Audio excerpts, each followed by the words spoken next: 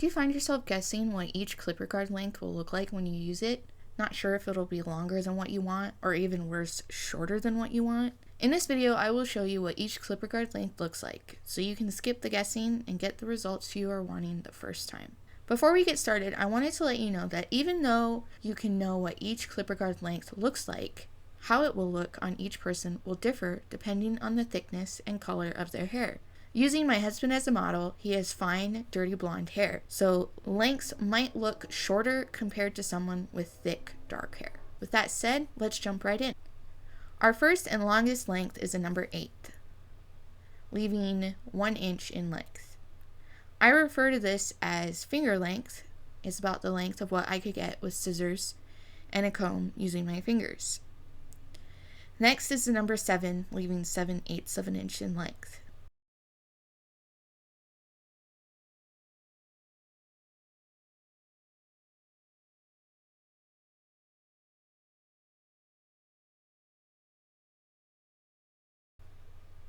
Number 6, leaving 3/4 of an inch in length.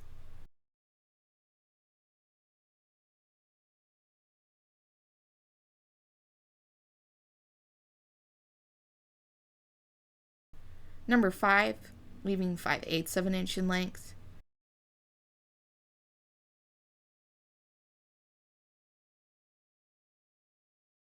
Number 4, leaving 1/2 inch in length.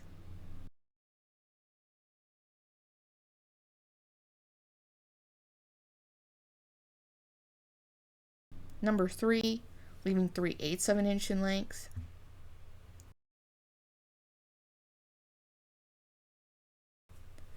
Then we have the number 2, which is the last clipper guard you can use before seeing a lot of scalp, and that leaves 1/4 of an inch in length.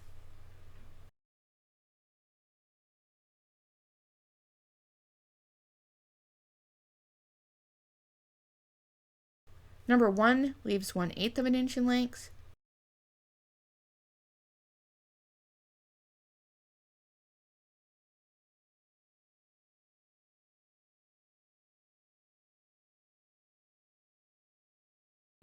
Lastly, we have no guard, which leaves 0 inches. I hope you found this video helpful and that it takes some of the guesswork away from first starting to learn how to cut hair at home. I go more in depth on clipper guard lengths and how to use clipper guards in the videos linked in the description below. Make sure to check them out if you want to become a pro at haircutting at home. As always, thank you for watching. I will see you in the next video.